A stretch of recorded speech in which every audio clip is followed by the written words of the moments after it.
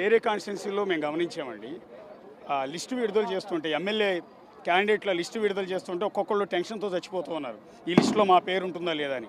Already చాలామంది MLA అభ్యర్థుల పేర్లు లిస్టులో ఎగిరిపోయాయి. కానీ మీలో మాత్రం ఆ కాన్ఫిడెన్స్ కనిపిస్తోంది. అబ్బాయి చౌదరికి సీటుకు మాత్రం ఏ డోకా లేదన్న కాన్ఫిడెన్స్ ఇక్కడ ఉన్న కార్యకర్తల్లో కనిపిస్తుంది, మీలో కనిపిస్తుంది. కారణం ఏంటి? వైఎస్ఆర్ కాంగ్రెస్ పార్టీ జెండా మోసినటువంటి కార్యకర్తలు ఎన్నో కష్టాలు పడ్డారు, కేసులు పెట్టించుకున్నారు, గొడవలు పడ్డారు. వాళ్ళకు అండగా నిలబడుతూ ఈ 4.5 సంవత్సరాలు మా ప్రయాణం సాగింది. ఈరోజు మా బలహీనత కూడా మా వైఎస్ఆర్ కాంగ్రెస్ పార్టీ నాయకులు, కార్యకర్తలే. జెండా మోసిన ఆ కార్యకర్తల కోసం ఎంతకైనా వెళ్తాం. ఎలాగైనా కూడా మేము ఎంత కష్టపడటానికైనా సిద్ధం. ఈ 4.5 సంవత్సరాలు అదేవిధంగా దాదాపుగా 2,850 కోట్ల రూపాయల అభివృద్ధి సంక్షేమ ఈ నియోజకవర్గంలో చూసాం. సో నిజమైన అభివృద్ధి ఎలా ఉంటుంది, స్వేచ్ఛగా, స్వచ్ఛంగా, చక్కగా, ప్రశాంతంగా ఎలా నియోజకవర్గం ఉండాలనేది 4.5 సంవత్సరాల్లో గౌరవ ముఖ్యమంత్రి గారి ఆశీస్సులతో చేసి చూపించాం. ఈ నియోజకవర్గంలో రోడ్లు కూడా దాదాపు 80% ఆఫ్ ది రోడ్స్ పూర్తి చేసి ఉన్నటువంటి పరిస్థితి ఈ నియోజకవర్గంలో. కాబట్టి ప్రజలందరూ కూడా చాలా హ్యాపీగా ఉన్నారు. వాళ్ళకి పథకాలన్నీ అందుతూ ఉన్నాయి.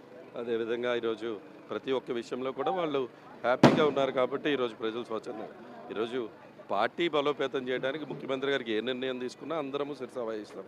ఈరోజు వైఎస్ఆర్ కాంగ్రెస్ పార్టీ బలంగా ఉంది. తప్పకుండా ఈరోజు వైఎస్ఆర్ కాంగ్రెస్ పార్టీని నమ్ముకునే అనేక మంది కార్యకర్తలు ఎంతోమంది ఉన్నారు ఈరోజు. కాబట్టి వాళ్ళకి ఎవరికి అన్యాయం జరగకూడదంటే మేమందరం కష్టపడాలి. మేమందరం ముఖ్యమంత్రి గారు పెద్ద దిక్కుగా ఈ పార్టీని ముందుకు నడిపించాల్సినటువంటి మార్పులు చేర్పులు ఏ పార్టీకైనా సహజమే.